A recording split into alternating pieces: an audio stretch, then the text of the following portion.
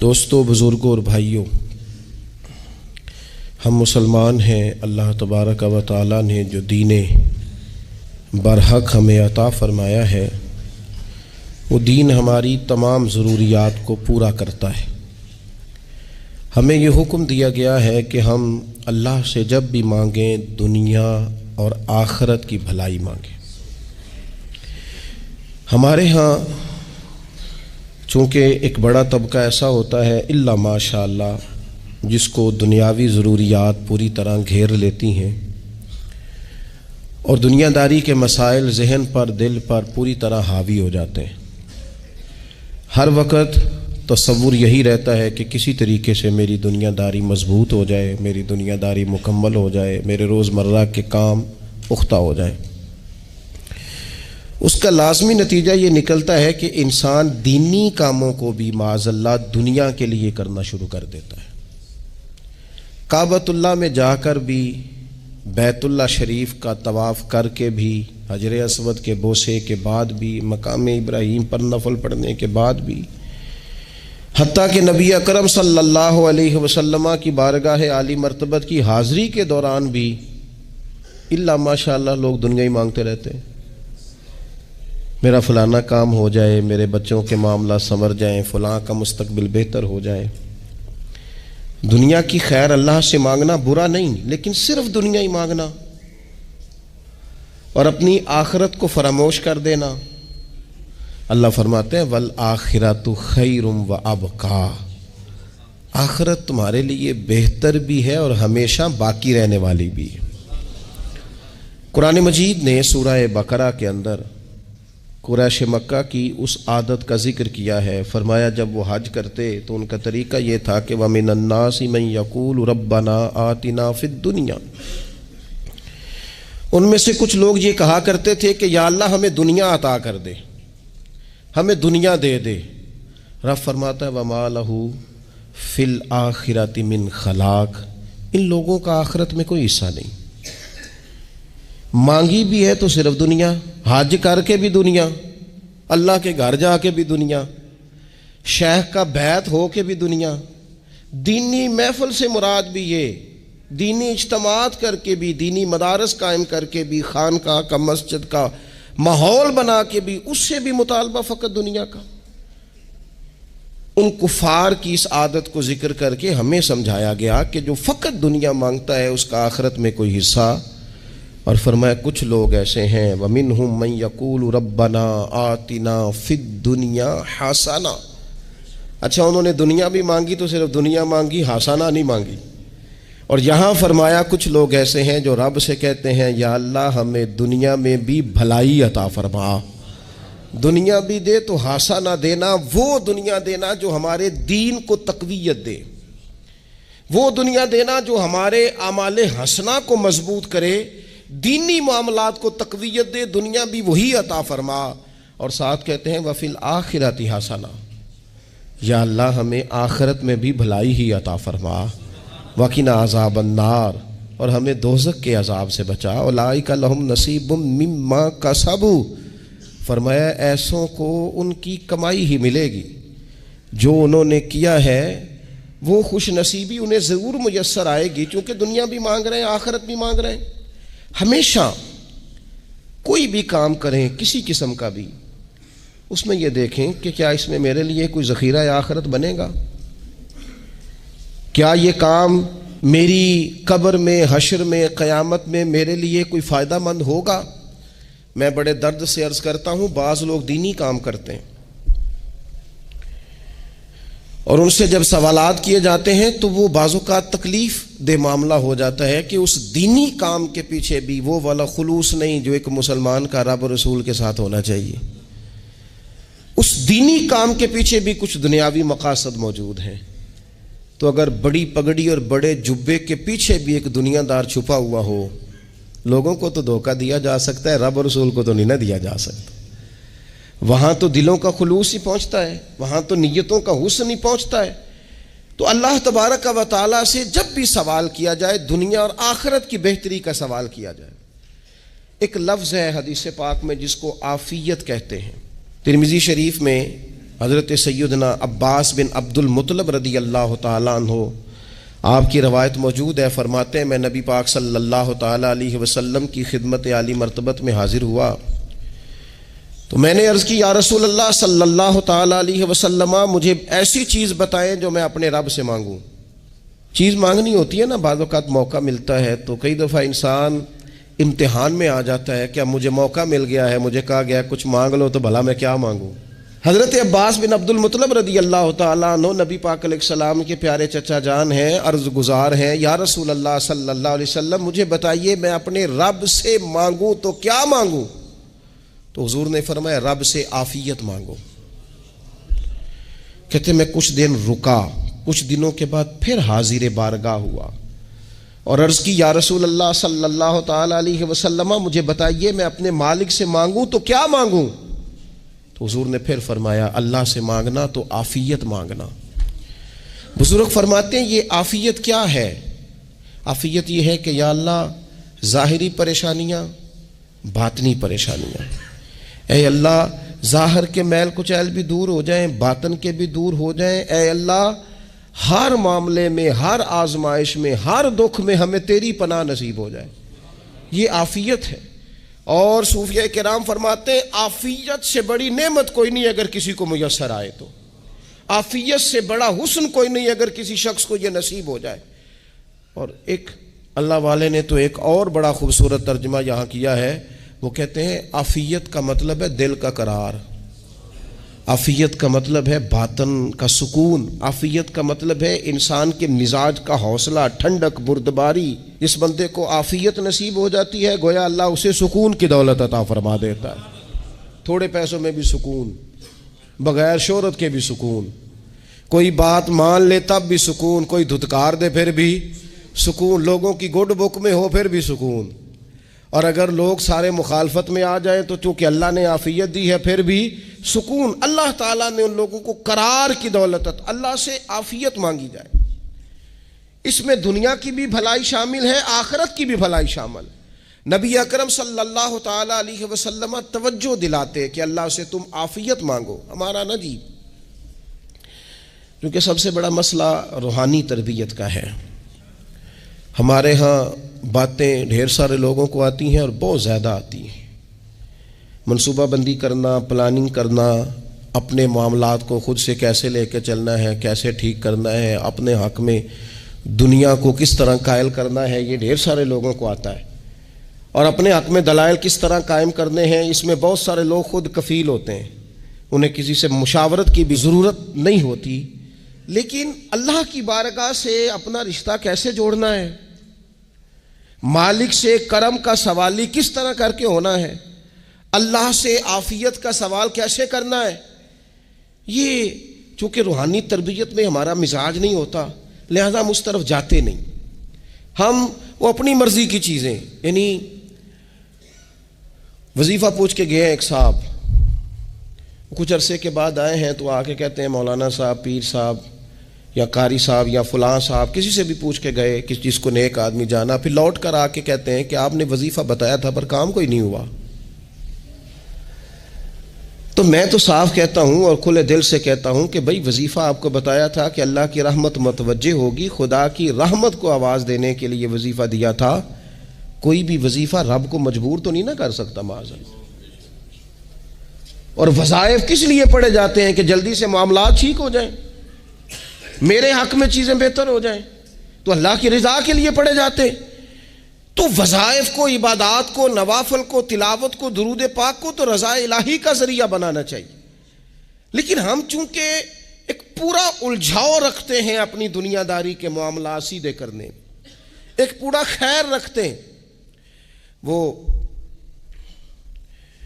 لوگ ملتے رہتے ہیں مختلف بزرگوں کی نسبت کے تعلق سے، تو بعض جگہوں پہ بعض لوگ بڑے تیز ہوتے ہیں، یعنی ان سے آپ کی ملاقات ہوتی ہے تو بندے کو محسوس ہوتا ہے کہ یار اسے تو پہلے ہی ساری باتوں کا پتہ ہے، اور کئی دفعہ ان سے ملنے کے بعد احساس ہوتا ہے کہ یار اس سے تو تھوڑا سیکھ ہی لیتے تو بہتر تھا، یہ تو بات بڑی آگے نکل گئی۔ سارا پتہ ہوتا ہے، باشعور ہوتے ہیں، لیکن ڈر آتا ہے اللہ سے۔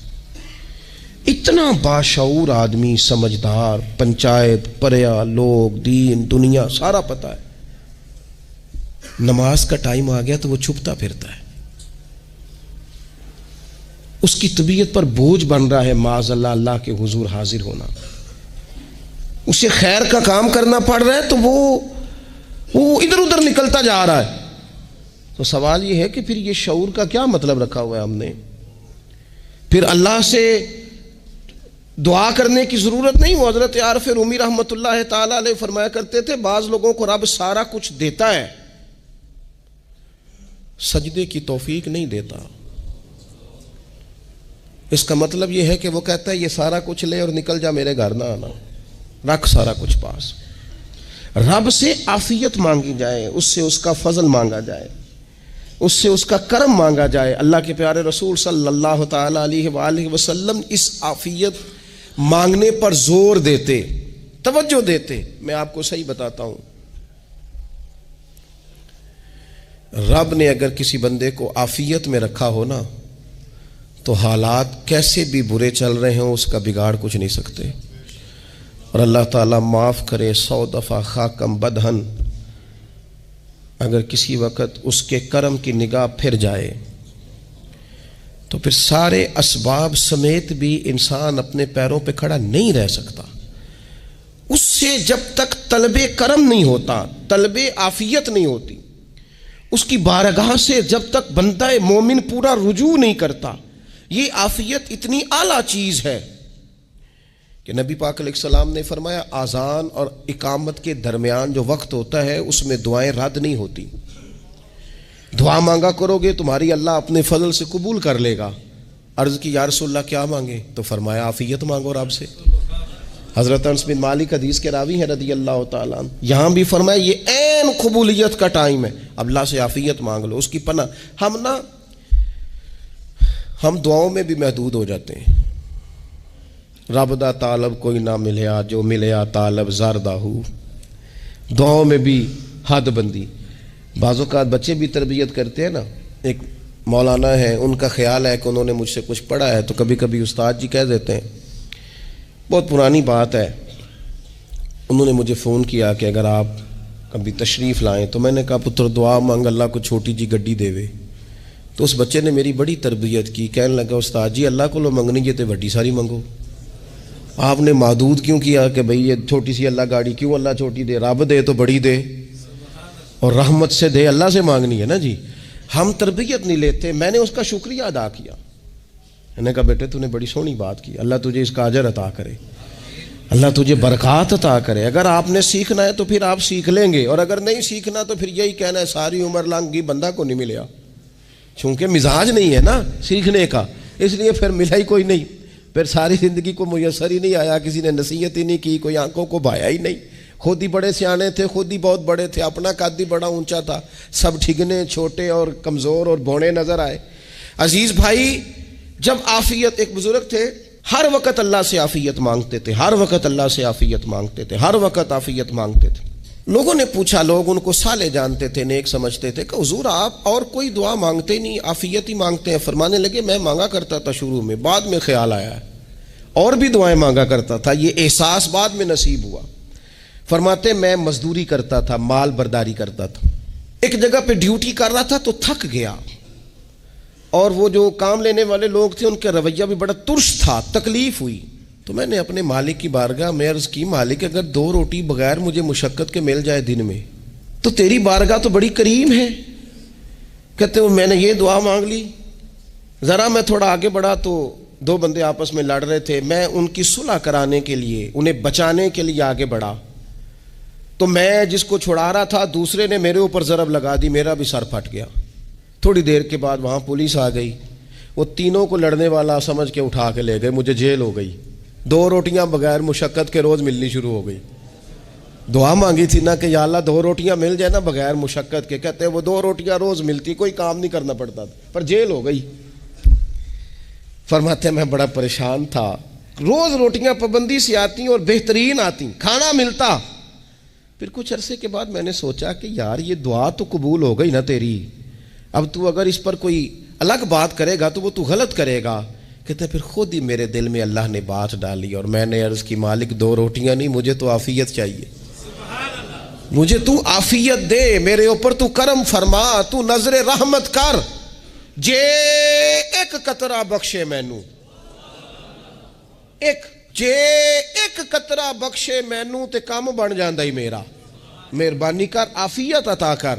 فرماتے پھر خدا نے کرم کیا، کہاں سے اسباب بنے میرے جیل سے چھوٹنے کے، کون کون میرے ضمانتی بنے اللہ ہی جانتا ہے۔ فرماتے ہیں دروازے بھی کھل گئے، رزق بھی ملتا ہے، صحت بھی میسر ہے، سجدہ بھی کر لیتا ہوں، سویرے تلاوت بھی کرتا ہوں، شام کو مدینے والے کی بارگاہ میں رج کے درود و سلام بھی عرض کرتا ہوں، میں ممکن ہوتا ہے تو کسی غریب کی داد رسی بھی کرتا ہوں۔ اب سمجھ آئی ہے، ربنا آتنا فی الدنیا حسنۃ وفی الآخرۃ حسنۃ وقنا عذاب النار۔ اب سمجھ آئی ہے رب سے جب بھی مانگنا ہے آفیت ہی مانگنی ہے، اس سے کرم مانگ۔ ہم نے محدود دعائیں رکھی ہوئی ہیں، محدود، وہ جی فلانا کام میرا ہو جائے تو بھئی وہ ایک ہو گیا، اس کے بعد پھر نئی ٹینشن بن جائے گی، نہیں میں جی بچوں کی شادی کر لوں جی پھر میں فارغ ہوں۔ آپ شادی کر کے دیکھیں، لاگ پتہ جائے گا کیسے فارغ ہوتے ہیں۔ آپ یہاں رکتے کیوں ہیں؟ آپ خدا سے عافیت کیوں نہیں طلب کرتے؟ اس کی بارگاہ سے وہ کیوں نہیں مانگتے کہ جو ایک قطرہ ملے تو دنیا اور آخرت کے سارے کام ہو جائے؟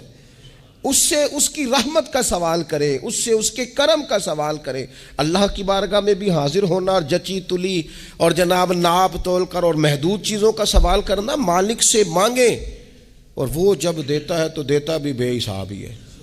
وہ جب عطا کرتا ہے تو کرم کے دروازے کھول کے عطا کرتا ہے، ورنہ تو ایک الجھن سے انسان نکلتا ہے دوسری میں الجھ جاتا ہے، ایک گتھی کو سلجھاتا ہے۔ پھر اقبال رو پڑے تھے، کہنے لگے میں عقل کی گتھیاں سلجھا چکا ہوں، یا رب مجھے صاحب جنوں کر دے۔ اللہ یہ بڑا میں نے ہیر پھیر دیکھ لیا، مجھے دیوانہ بنا، اب مجھے جنون ہو، اب میں کسی کے لیے رویا کروں، اب میں کسی کی یاد میں تڑپا کروں، اب میں رات کسی کے لیے میری آنکھیں بیدار رہیں۔ یہ بڑی ہو گئی دنیا داری، عقل کی گتھی حالانکہ نہیں سلجھتی، پر اقبال کہتے ہیں عقل کی گتھیاں سلجھا چکا ہوں، یا رب مجھے صاحب جنوں کر دے۔ اور پھر کہنے لگے بجھی عشق کی آگ اندھیر ہے، اب یہ مسلمان نہیں، یہ خاک کا ڈھیر ہے، تو مٹی بن کے رہ گیا۔ کیا کہاں اپنی ساری توجہات کا قبلہ کس چیز کو؟ میرے عزیزو اللہ سے عافیت۔ نبی پاک علیہ الصلوۃ والسلام نے ایک شخص سے پوچھا کیا دعا مانگ رہے ہو؟ تو اس نے کہا یا رسول اللہ میں اللہ کی بارگاہ میں صبر کا سوال کر رہا ہوں۔ تو حضور فرمانے لگے صبر تو مصیبت پر ہوتا ہے۔ یا رسول اللہ پھر کیا مانگوں؟ آپ ان جملوں اور لفظوں کی گہرائی کو سمجھیں، صبر کے لیے تو پہلے مصیبت آئے گی پھر صبر آئے گا۔ تو یا رسول اللہ کیا مانگوں؟ فرمایا تو رب سے عافیت مانگ۔ مانا کیا ہے؟ مصیبت آئے کیوں؟ اللہ تجھے اپنی حفاظت کے حصار میں لے لے، وہ وقت ہی کیوں آئے کہ جب تیری طبیعت الجھ جائے، جب تو پریشان ہو جائے، جب تو تو اللہ سے عافیت مانگنا۔ جب تو عافیت مانگے گا تو اگر کبھی مشکل آئے گی بھی نا تو خدا پھر اپنے فضل سے مشکل سے نکلنے میں رستہ بھی بڑی جلدی عطا فرمائے گا اور تیرے اوپر فضل فرمائے گا۔ اگر عافیت، یہ جو ہم نبی پاک کی امت ہے نا، تو یہ ہمارے گرد اللہ کے فضل اور اس کی رحمت کا حصار ہے، یہ حصار ہے ہمارے گرد۔ وہ درویش نے کہا تھا نا کہ کروں شکر کتنا اور کروں فخر کتنا کہ تیرے کرم نے مجھے فائز المرام کیا، دیکھو بنا کے سید عالم کا امتی مجھ کو گناہ سے پہلے ہی بخشش کا انتظام کیا۔ ابھی میں نے غلطی کی نہیں لیکن مجھے حضور کا غلام بنا دیا، بخشش کا بندوبست پہلے ہو گیا۔ اپنے مالک سے، بیمار بھی اس سے عافیت مانگیں، مقروض بھی اس سے عافیت مانگیں، بے اولاد بھی اس سے عافیت ہی مانگیں، صاحب اولاد بھی اس سے عافیت ہی مانگیں، جو دولت کے حصول کے رزق حلال کے خواہش مند ہیں وہ بھی اس سے عافیت مانگیں، اور جن کی جھولی اس نے بھر دی ہے وہ بھی اپنے رب سے عافیت ہی مانگیں۔ مالک سے جب سوال کریں، ایک بزرگ تھے انہوں نے تو اپنی انگوٹھی میں لکھوا لیا تھا کہ یا اللہ مجھے عافیت عطا فرما، مگر جب بھی دیکھتا ہوں یاد آ جاتا ہے کہ اللہ سے عافیت مانگنی۔ اپنے مالک کی بارگاہ کے اندر دیکھو، میں نے دیکھا ہے وہ کسی نے کہا تھا کہ تیری خواہش ہے کہ وہ تیری آرزو کرے پوری، اور میری خواہش ہے کہ تیری آرزو بدل جائے۔ کچھ لوگ ایسی خواہشات بھی لے کے آتے ہیں کہ جو پوری نہ ہو تو بہتر ہوتا ہے، اس لیے آپ کو پتہ ہے موت مانگنا جائز نہیں دین میں. مصائب سے گھبرا کر، مشکلات سے گھبرا کر، زندگی کے مد و جزر سے پریشان ہو کر موت کا سوال کرنا جائز نہیں. کس طرح جائز ہے؟ ان لفظوں کے ساتھ دعا کر سکتا ہے کہ یا اللہ جب تک میری زندگی بہتر ہے مجھے زندہ رکھ، اور جب میرا دنیا سے جانا بہتر ہے پھر تو مجھے اپنی بارگاہ میں بلا لے. یہ بھی کیا ہے؟ یہ بھی عافیت کا سوال ہی ہے کہ یا اللہ رکھ بھی تب تک جب تک رہنا بہتر ہے. نبی پاک نے بھی ارذل العمر ہونے سے پناہ مانگی. ہمارا یہ مزاج بن گیا ہے کہ ہم اپنے حق میں ایسی چیزوں کا سوال کر رہے ہوتے ہیں جو کئی دفعہ ہمیں مل جائیں تو ہمارا نقصان کریں. قرآن حکیم ایک جگہ پہ اللہ کریم نے فرمایا ہے کہ اگر سب لوگوں کو مال دے دوں تو بغاوت کریں، فساد ہو جائے. کیا مانا؟ کہ اپنا نقصان کر بیٹھے لوگ. ہم اپنے مالک کی بارگاہ میں بعض ایسی چیزوں کے سوالی ہیں کہ جو ہمارے لیے ٹھیک نہیں ہے، ہمیں اس کے کرم پر چھوڑنا ہے، اس سے عافیت مانگنی. اور بعض لوگ، کیونکہ میں کہہ چکا ہوں شروع میں کہ ہماری دینی روحانی تربیت نہیں ہوتی اور ہم کہیں سے باقاعدہ اسباق لینے کے قائل ہی نہیں ہوتے، پوری تربیت کا ہمارا مزاج نہیں ہوتا، اپنی عقل اور اپنا شعور اور اپنے حساب سے ہم زندگی کو بتانا چاہتے ہیں. اور یہ جو میرا دور ہے یہ ویسے ہی الجھا ہوا زمانہ ہے، اللہ ماشاء اللہ، پتہ نہیں کوئی کیا بول رہا ہے، کوئی کیا کہہ رہا ہے، ایسے ہے جیسے کوئی میلہ لگا ہوا ہے اور کان پڑی آواز سنائی نہیں دے رہی.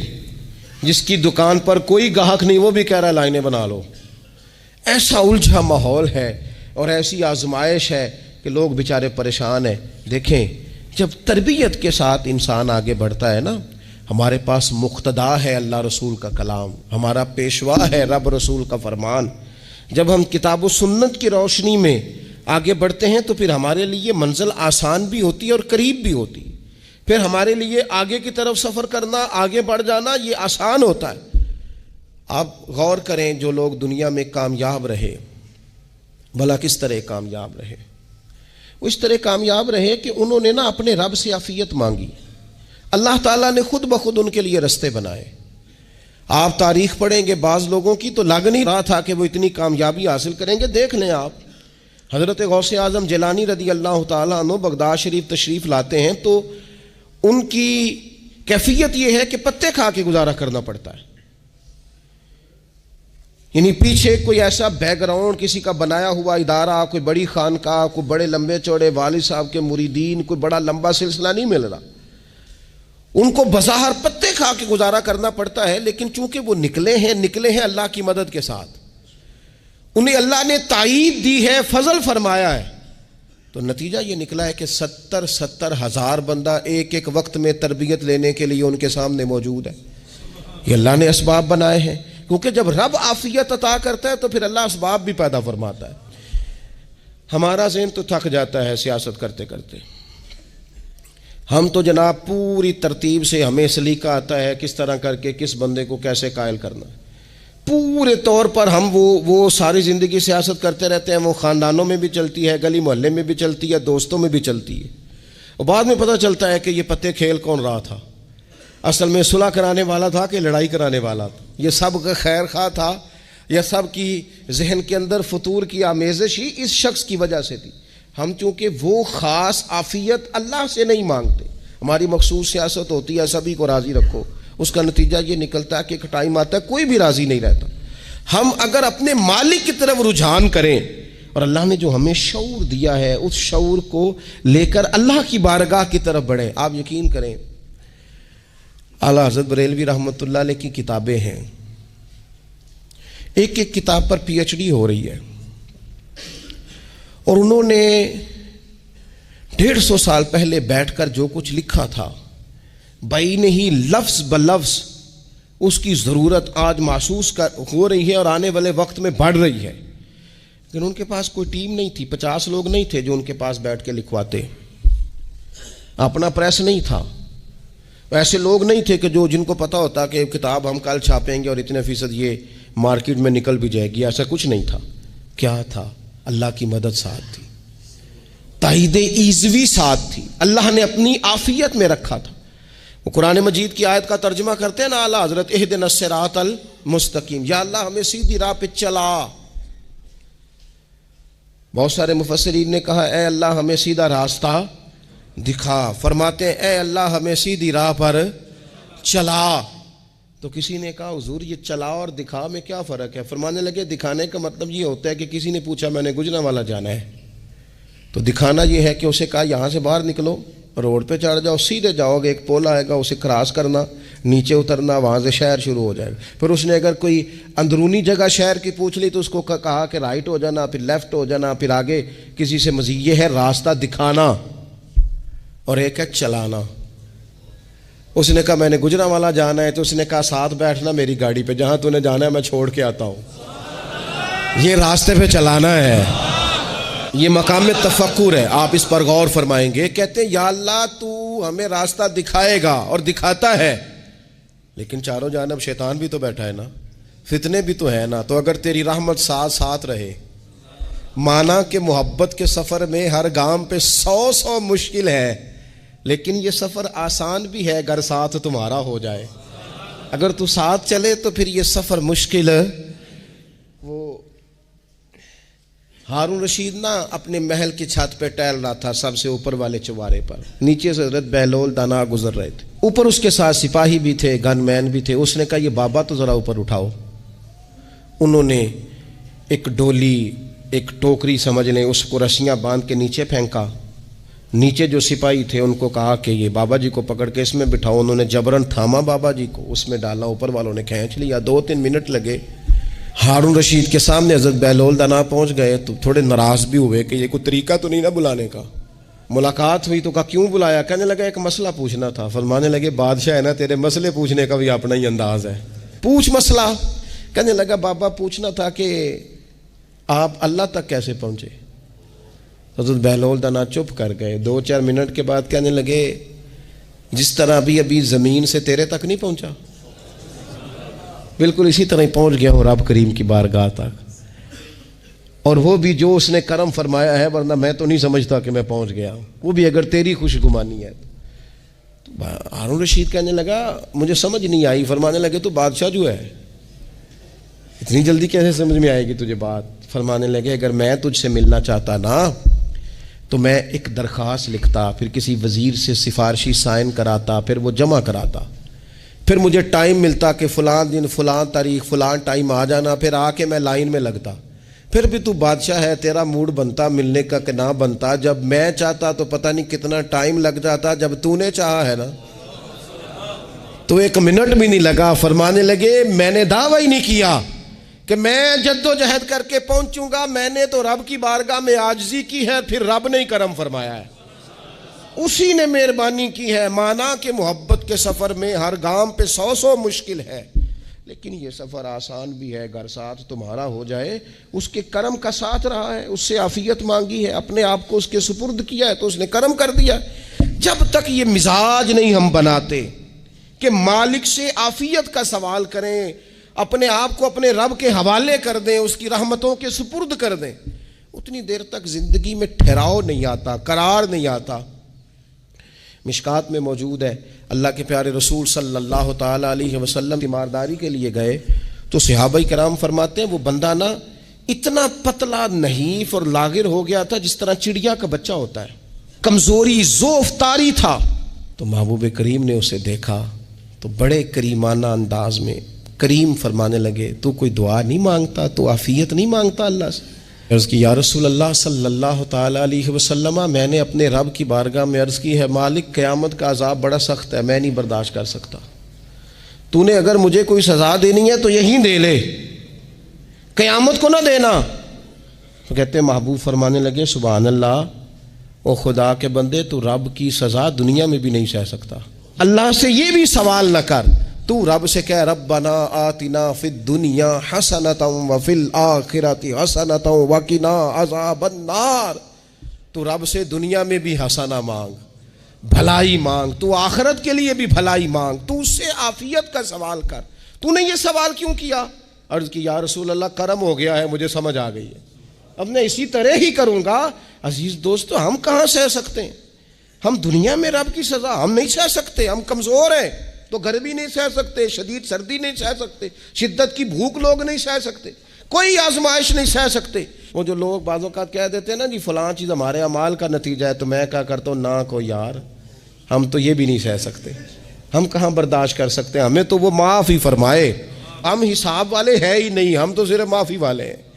ہم سے نہ حساب پوچھے، اس نے حساب پوچھا تو پھر تو بڑی مشکل ہو جائے گی۔ اگر اس نے حساب پوچھا تو بڑی رسوائی ہو جائے گی، اگر حساب پوچھا تو مشکلات سامنے دکھائی دینے لگ جائیں گی۔ ہم سے تو وہ درگزر والا معاملہ کرے، ہم سے تو وہ کہے جا میں نے محبوب کے صدقے تجھے معاف کیا، جا تیرے لیے رحمت اور بخشش والا فیصلہ کیا۔ وہ کوئی سبب، اس کی رحمت کسی سبب کو دیکھ لے اور درگزر کر لے۔ تو آج کی پوری گفتگو میں آج آپ کو بڑی ذمہ داری سے یہ گزارش کر رہا ہوں، اللہ سے عافیت مانگے، ہر وقت عافیت مانگے۔ میری سالوں سے روٹین ہے، میں دعا مانگتا ہوں اللہم انا نسألک العفو والعافیت فی الدین والدنیا والآخرہ۔ اور یہ خاموش تبلیغ ہوتی رہی، میں مانگتا رہا، کئی بچوں کو ویسے یاد ہو گئی، اس کو یاد کر لیں، اللہ سے عافیت مانگیں، دین میں، دنیا میں، آخرت میں، اس کو اپنا مزاج بنائیں۔ اللہ تبارک و تعالی ہم سب کو عافیت نصیب فرمائے۔ آخر دعوانا الحمدللہ۔